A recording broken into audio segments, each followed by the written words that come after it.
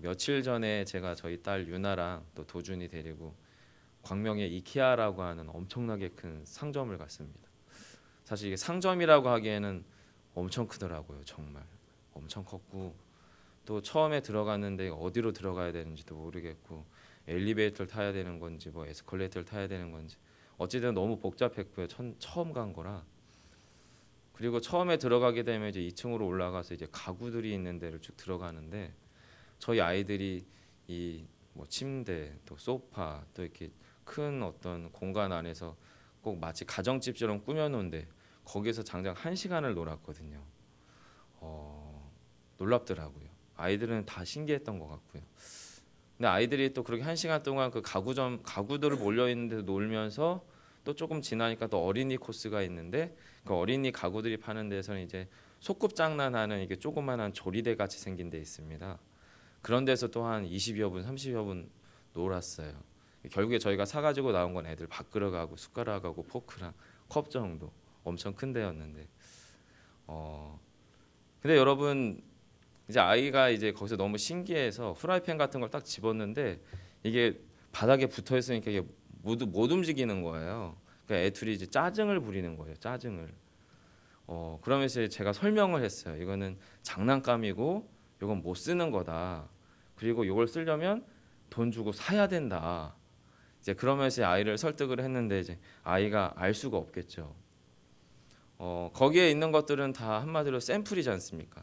실제 저희가 사용 가능한 가구들을 또 비치해 놨고, 또 이렇게 좀 쓰면은 쓰임새도 좋고 보기도 좋고, 또 일정한 어떤 아름다움을 고려해서 사실은 이제 그 공간들이 배치가 돼 있을 거란 말이에요. 하지만 저희는 다 알고 있습니다. 실제로 저희가 사야 될 가구들은 거기에 전시되어 있는 가구가 아니라 그걸 샘플로 삼아서 이제 거대한 창고에 비치되어 있는 전혀 새로운 새 물품, 진짜 우리가 써야 될 것을 새로 구입해야 된다는 것을 저와 여러분은 다 알고 있어요. 또 모델하우스라고 하는 게 있죠. 아파트 모델하우스. 어떤 아파트 모델하우스를 가면 진짜 천국 같은 느낌이 있습니다.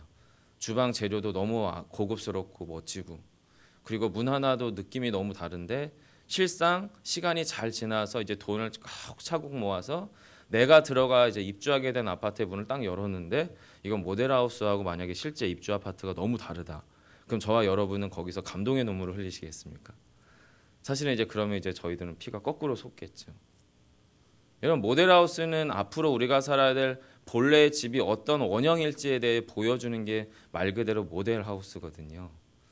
제가 왜 뜬금없이 자꾸 이 딸 이야기랑 모델하우스 이야기를 하냐면, 여러분, 저희는 지금 민수기 이야기를 쭉 살펴보고 있습니다.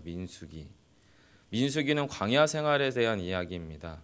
그리고 저희와 전혀 상관이 없을 것 같은 수천 년 전 이스라엘에서 우리랑 말 한마디 제대로 통할 것 같지 않은 어느 한 부류의 민족의 이야기를 사실 민수기는 하고 있습니다. 저희는 광야 생활을 해본 적도 없고요. 그리고 이스라엘 사람들하고 말 한마디를 섞어본 적도 없습니다. 심지어는 민수기가 원래 적혀 있었을 히브리어는 저희는 제대로 읽어보지도 못할 책이 분명해 보이는데, 과연 여러분, 이런 이야기들이 저희에게 어떤 의미로, 왜 우리가 이른 새벽에 이 본문들을 살펴볼까라고 하는 부분이에요. 이걸 저희가 흔히 모형론이라고 합니다. 모형론. 저희의 진리 되시는 최종적인 우리의 영적 고리고, 또 우리의 삶에 닮아가야 될 목적이 되시는 예수 그리스도를 우리는 진리 되신 예수 그리스도라고 표현하는데요. 신약에 등장하시는 육신을 입고 오신 예수 그리스도, 그분이 하신 일, 그분의 고난당하심, 그분의 죽으심, 그분의 부활하심, 이 모든 것들이 구약의 어떠한 사건, 구약의 어떠한 인물, 구약의 어떠한 이야기들을 통하여 일정한 면, 예수 그리스도의 진리 되신 어떠한 한 단면, 어느 한 측면들이 마치 모델하우스처럼, 마치 샘플처럼 구약의 그 어떤 이야기와 사건과 인물들이 그것들을 드러내고 있다라고 이야기하는 게 바로 모형론이거든요. 민수기도 그러합니다. 민수기도. 출애굽의 의미가 어떤 의미겠어요? 예수 그리스도가 이 땅 가운데 오셔서 사망 권세 가운데 묶여 있었던 모든 인생들, 자신이 죽을지도 모르고 자신이 죽었다는 사실도 전혀 인지할 수 없는 상태, 마치 이스라엘 백성들이 출애굽의 노예 상태 가운데에서 당신의 생사 여탈권들이 이집트 사람들에게 있다는 것을 의식하고서 노예 생활하는 사람은 없습니다. 그러면 제정신으로 살아낼 수 있는 노예는 아무도 없기 때문에. 하지만 언제 노예는 자신의 생사 여탈권이 저 주인에게 가 있다는 것을 알게 되냐면 자기가 죽을 때 내 생명은 내가 어떻게 할 수 없구나라고 하는 걸 깨닫게 되거든요. 이집트에서의 노예 생활이 사실은 그런 거였거든요. 400년 동안 너무나 노예 생활에 임박혀 있었기 때문에 심지어는 어쩌면 자신들이 노예라고 하는 것조차도 충분히 인지 못하고 살았을 그 이스라엘 백성들을 당신의 예표, 그리스도의 예표된 구원자 모세를 통하여 끄집어 내시는 사건이 출애굽의 사건이었거든요. 광야 생활도 마찬가지입니다. 출애굽했습니다. 홍해를 해서 새롭게 하나님의 구원의 역사 가운데 첫걸음을 떼게 됩니다. 그리고 광야 안으로 들어오게 되죠. 시내산에서 말씀을 받게 됩니다. 그리고 광야 생활이 시작이 됩니다. 근데 이 광야 생활의 주체가 그 중심이 뭐냐면 성막으로 예표되어지는 예수 그리스도세요. 하나님이세요. 그래서 성막이 머무는 곳이 어딘지를 구름 기둥이 보여줍니다. 핵심은 성막입니다. 구름 기둥이 아닙니다. 구름 기둥은 지시하는 거예요. 저 멀리 먼 발치에 하나님의 임재가 상징되어지고 보여지는 것이 구름을 통해 우리 안에 드러납니다. 구름이 뜹니다. 구름이 움직입니다. 구름이 멈춥니다. 성막이 지어집니다. 성막이 멈춰집니다. 성막이 또 다시 이동합니다. 그렇게 이스라엘 백성들이 가운데 성막을 중심으로 이동하면서 이 땅 가운데 광야 같은 인생길을 어떻게 살아가야 되는지에 대한 그리스도인들의 삶의 현실에서 어떤 삶을 살아야 될지를 예표 보여주는 모형이 바로 광야 생활이었다는 거예요. 성막도 저번에 말씀드렸죠. 성막의 재료들은 이집트 가운데에서 출애굽할 때 일상의 재료를 가지고 들어와서 그 일상의 재료를 통하여 하나님의 정하신 규례, 방식 안에서 성막의 구조, 성막의 재료, 성막의 건축들이 이루어지죠. 그러고 나서 그 가운데 하나님이 어떻게 해요? 하나님의 신성이 그 가운데 임할 것을 약속합니다. 그래서 이스라엘 백성들의 일상과 하나님의 신성이 하나님의 신비와 거룩함이 연합되어져 있는 상징적인 물건이 뭐냐면 성막이었다고 말씀을 드렸어요. 그리고 이 성막은 실제로 나중에 감각적으로 종합적으로 인격적으로 그의 모형 대신 예수 그리스도이시기 때문에 실제 육신을 입고 예수님이 오셔서 눈에 보이시는 외형, 피부색, 머리 색깔, 눈빛, 당신의 이스라엘 백성들이 알아들 만한 아람어를 구사하시면서 말씀 대신 예수 그리스도가 실제 육신이 되셔서 오셨음에 대한 예표가 바로 성막이다라고 하는 이야기들도 말씀드렸어요. 만나는 예수님이 직접 언급하셨죠. 요한복음에서. 내가 하늘에서부터 내려온 산떡이다. 그리고 너희의 구약의 조상들은 광야에서 만나를 먹고 죽었거니와 내가 주는 말을 먹는 자들은 영원히 죽지 않을 것이다라고 주님이 직접 이야기하며 만나가 가지고 있는 예표, 모형이 어떤 것인지에 대해서도 이야기를 했어요. 여러분, 그럼 민수기가 우리의 영적인 출발점에서 어디쯤에 가 있어야 되냐면 수천 년 전, 3,500년, 3,000년 전에 나와 상관없는 저쪽 유대 땅에서의 어떤 에피소드에서 시작이 돼야 되는 게 아니라 이 모든 민수기의 사건들 하나하나가 내 영혼 깊숙한 곳으로 들어와서 이것이 내 안에서 예수 그리스도를 만나야 되는 영적인 강력한 자양분으로 작동해야 됩니다. 근데 이제 민수기에서의 모든 에피소드들이 지금 어디를 통과하고 있냐면 왜 그렇게 사람들이 많이 죽었는지 그렇잖아요. 만나 때문에 불평하다가 죽었어요. 매출하기 때문에 불평하다 죽었어요. 그리고 또 앞에서는 고라 자손 레이지파가 반역해서 죽었고 그를 따른 다단과 여러 사람들을 통해서 또 마지막 이제 지난번 어제 엊그저께까지 해서 약 한 250명이 또 하나님의 불에 삼켜짐을 당해서 죽었어요. 무거운 이야기거든요. 죽음에 관한 이야기가 쭉 나와요. 근데 사실 여러분 이 모든 일련의 과정들 하나하나가 결국 무엇을 최종적인 목표점으로 하고 있냐면 하나님의 백성들을 하나님의 백성다웁게 담금질을 하려고 하는 하나님의 거룩함의 열망과 이 거룩함의 열망에 아주 교묘할 정도로 또 아주 치열하고 지독하리만치 그 거룩함에 참여하지 않으려고 하는 인간의 죄된 본성이 막 계속 충돌합니다. 계속. 그러면서 하나님의 거룩함은 죄를 용납할 수 없기 때문에 그 죄를 담아낸 인생들을 어떻게 해요? 당신의 거룩함의 존전에서 밀어버리시는 과정들이 지금 민수기에서 계속 발생을 했거든요. 그리고 어제 드디어 하나님께서 그 모든 원망을 그치게 하시겠다, 또 모든 당신의 진노를 멈추겠다라고 하는 예표로 죽은 막대기에서 생명이 싹트는 아론의 쌍난 지팡이의 기적을 베푸셔요. 마치 죽은 막대기 된 예수 그리스도의 십자가의 죽음의 현장 가운데에서 다시 생명이 움트셔서 부활의 권세로 모든 죽음의 권세를 물리치시고 끊어내셨던 하나님, 바로 예수 그리스도의 구원 사건을 예표하듯 아론의 쌍난 지팡이가 거기서 마침표를 딱 찍습니다. 그리고 다시 레위인에 대한 이야기가 나와요.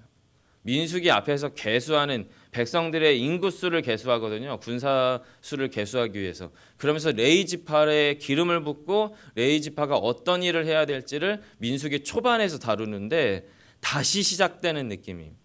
그래서 오늘 본문이 뭐에 대해서 이야기하냐면 레위인과 아론의 직무에 대한 이야기를 다시 다루고 있어요. 그런데 그 지점이 조금 달라요. 뭐에 대해서 언급하냐면 죄에 대해서 언급합니다. 1절 다시 한번 읽어볼까요? 함께 읽겠습니다. 시작.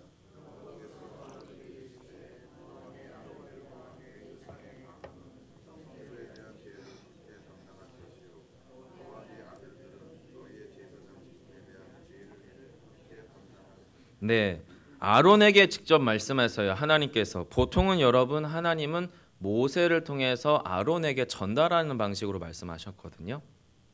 근데 이 본문에서는 아론에게 직접 얘기하세요. 그래서 뭐라고 말씀하시냐면 너와 내 아들들과 내 조상의 가문은, 자, 지금 살아있는 아론과 그의 지금 살아있는 아론의 자식들입니다. 물론 그 전에 2명은 죽었어요. 잘못된 부를 섬기다가. 그리고 나서 또 더 나아가서 아직 있지 않을 아론의 후손, 내 조상의 가문 대대로 뭐에 대해서 담당하라고 말합니까? 네, 성소에 대한 죄를 담당하라고 말합니다. 여러분은 성소에 대한 죄라고 하는 것은 하나님의 뭐를 지금 인정하고 전제하는 거냐면 성소 자체가 문제가 되진 않을 거예요. 출애굽기를 통해서 모세의 하나님이 정하신 규례대로 성소의 재료들이 동원되고 또 성소가 지어지는 방식대로 제대로 건축되는 것 자체로는 문제가 되지 않습니다.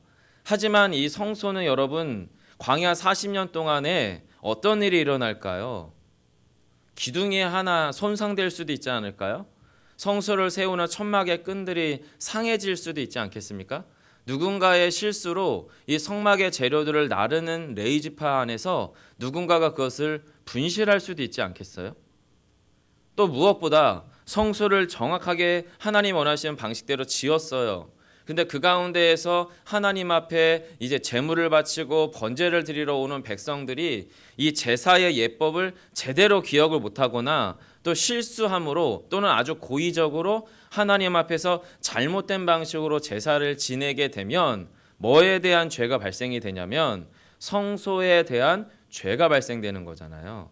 정해진 규례대로 해야 되는데 기둥이 하나 빠져버리거나 줄이 하나 끊어져 버린다거나 성막의 천막의 어떤 재료들이 손상되면 그걸 다시 개보수해야 되는 거거든요.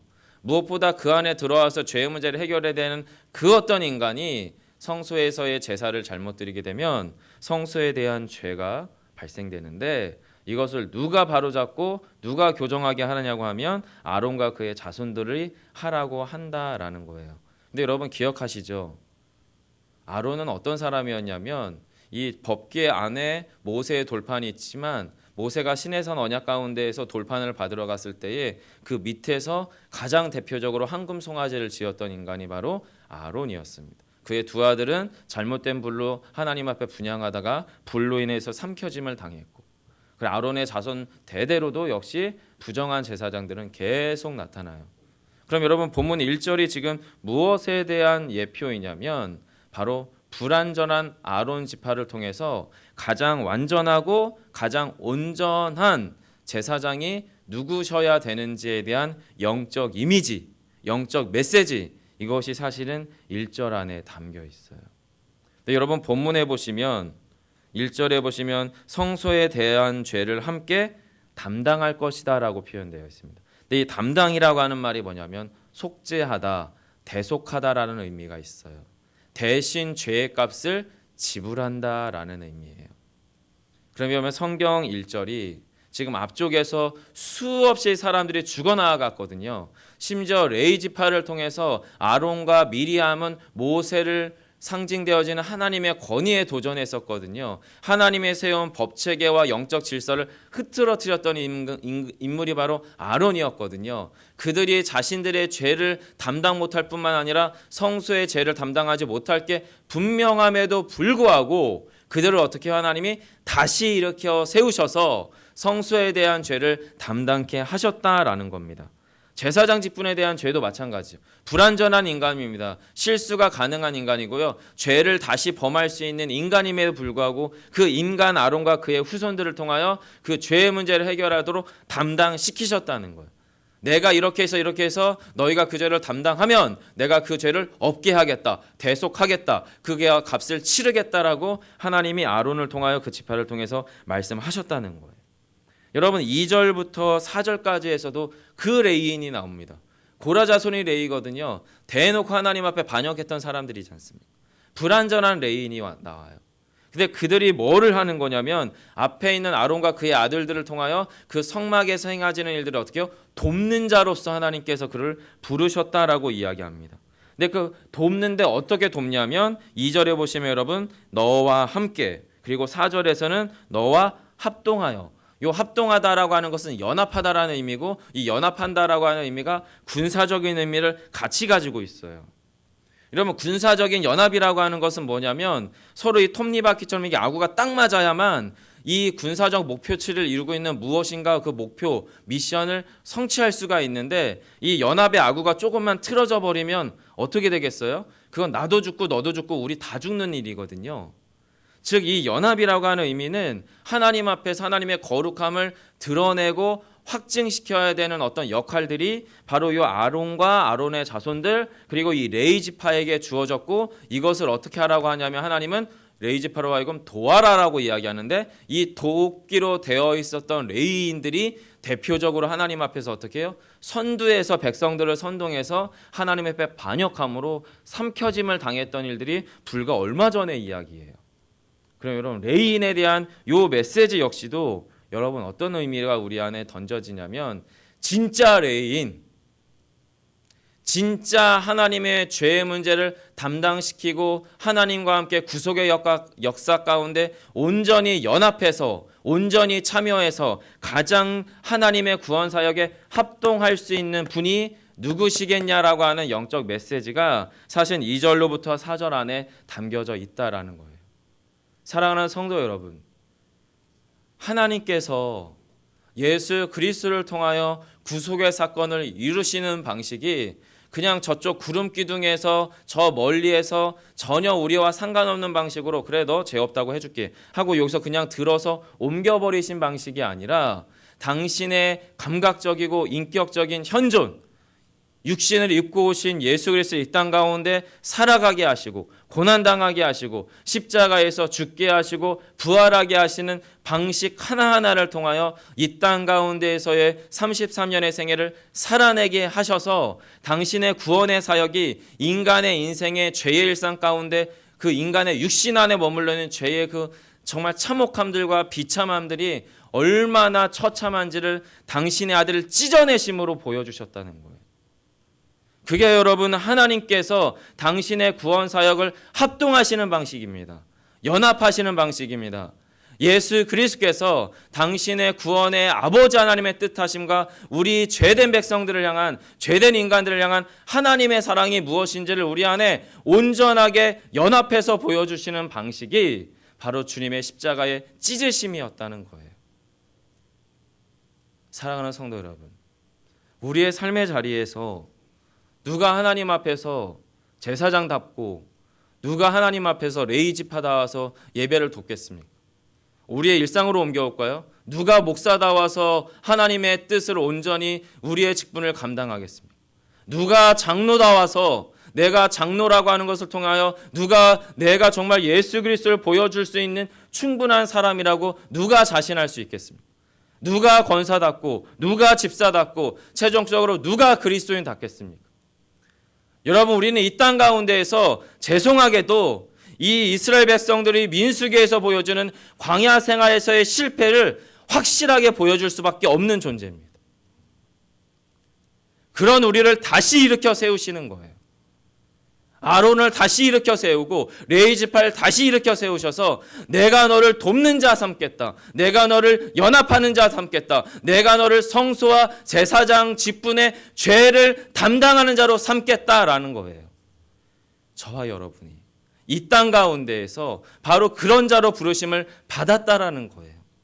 예, 우리는 실패할 겁니다. 더 실패하되 처참하게 실패해야 됩니다. 왜냐하면 우리가 처참하게 실패되면 될수록 우리 안에 죄의 비참함이 무엇인지 확실하게 보여지고 그 가운데서 내 안에 예수 그리스도의 구원의 절박함은 더 확실하게 다가올 것이 분명하기 때문입니다. 그런데 우리는 그렇지 않은 척하고 살아요. 우리는 그렇지 않은 척하고 우리의 삶의 장막으로 다시 걸어 들어가는 겁니다. 네, 여러분, 이스라엘 백성들의 죄는 법궤 앞에서 범해지지 않았어요. 이스라엘의 죄는 성소 앞에서 범해지지 않았어요. 이스라엘의 죄는 제사장과 레위 지파 앞에서 범해지는 것이 아니라 자신의 삶의 장막 그곳 가운데에서 바로 의심의 법처럼 불륜의 죄를 포함한 은밀한 죄는 자신들의 삶의 장막 안에서 범해졌어요. 자신들의 영혼의 내면 안에서 범해졌어요. 여러분, 우리가 고라자손과 그 앞에서 그 모든 일련의 이스라엘 백성들의 죄의 그 모습들 참상이 우리와 상관없다라고 누가 말할 수 있겠습니까? 그런데 여러분, 5절로부터 마지막 7절까지 해서 주님이 뭐라고 얘기하시냐면 6, 7절인데요. 제가 읽어드릴게요. 보라, 내가 이스라엘 자손 중에서 너희 형제 레인을 택하여 내게 돌리고 너희에게 선물로 주어 회막의 일을 하게 하였나니. 마찬가지입니다. 7절이에요. 내가 너와 내 아들들은 제단과 휘장 안의 모든 일에 대하여 제사장의 직분을 지켜 섬기라. 내가 제사장의 직분을 너희에게 선물로 주었은즉. 선물이라는 겁니다. 내가 그리스도인 됨이 선물이고, 내가 장로 되고 목사 되고 권사 됨이 선물이고, 내가 예수양남교회 교인됨이 선물이고, 내가 하나님의 구원의 여정길 가운데 속한 하나님의 백성 된 것이 뭐라는 거예요? 선물이라는 거예요.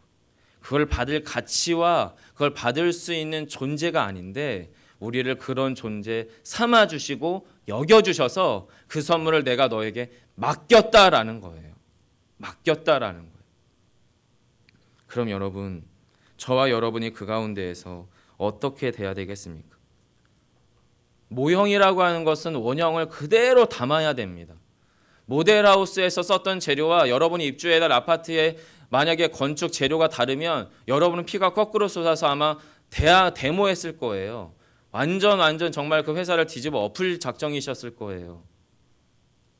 여러분, 우리가 주님 앞에서 모형된 레위인으로, 모형된 제사장으로, 모형된 그리스도인으로 바로 예수 그리스도의 닮은 꼴로 이 땅 가운데 왔는데 우리가 정말 말 그대로 짝퉁 그리스도인처럼 살아간다면 고난의 일주일의 이 생애를 살아가는 동안도 예수 그리스도의 십자가의 고난이 우리 안에 충분히 들어오지 않을 만큼 우리의 마음의 결이 너무나 굳어지고 딱딱해져 있다면 저와 여러분은 잘못된 모델입니다. 잘못된 모델 하우스라는 겁니다. 그리고 우리는 그러면 광야 같은 우리의 인생길 가운데에서 이 이스라엘 백성들을 욕할 만한 자격이 없는 자인 것이 분명합니다. 여러분, 모형은요, 원형이 어떤 모형인지를 가장 있는 그대로 드러낼 때 빛나는 겁니다. 그럴 때만 가치가 있는 겁니다. 저와 여러분의 삶이 그러한 삶으로 부르심을 받았다는 거예요. 근데 우리가 그럴 수 없다라고 하는 것은 완전한 제사장, 완전한 레위인, 완전한 속죄 제물에 대한 필요가 우리를 통해 세상 가운데 드러나야 되는 겁니다. 그러려고 우리가 죄 가운데 더 많이 거해야 되겠습니까? 그게 아니죠. 우리가 발버둥 치고 발버둥 쳐서 예수 그리스도가 드러날 만한 삶을 살아냄에도 불구하고 세상이 우리를 통해 그리스도의 필요를 확인하고 그리스도에 대한 목마름을 느끼게 하는 존재, 이것이 우리 그리스도인이다라는 거예요. 우리 안에 주님께서 세우신 영적 성막을 기억합시다. 우리는 성령이 거하시는 거룩한 전이라고 말씀하셨어요. 우리 안에는 성막이 움직입니다. 우리 안에는 구름 기둥이 머물고요. 우리 안에는 증거계에 담겨져 있는 말씀과 만나 항아리와 그리고 아론의 쌍난 지팡이가 우리 영혼 가운데 거하고 있습니다. 말씀 되신 예수 그리스도, 생명의 양식 되신 예수 그리스도, 우리의 생명 자체가 되신 예수 그리스도가 저와 여러분의 삶을 덮어가는 이번 한 주간 남은 고난 주간 되기를 간절히 소망합니다. 기도하겠습니다. 하나님, 예수 그리스도께서 이 땅 가운데에서 당신의 구원의 뜻을 온전히 이루셨음에 대하여 저희가 더욱더 우리의 자아를 깨트리고 우리의 마음의 틀을 깨트리고 말씀 가운데 더 깊숙이 온전히 나아갈 수 있는 저희 모두가 되게 하여 주옵소서. 주님, 그래서 불완전할 수밖에 없고 부족할 수밖에 없지만 저희가 주님의 온전한 샘플로, 모델로 또 그리스도인다웁게 살아낼 수 있는 은혜가 저희의 삶을 충분히 덮고 충분히 역사해가는 저희 모두가 되게 하시기를 소망하며 예수님 이름으로 기도합니다. 아멘. 하늘에 계신 우리 아버지여,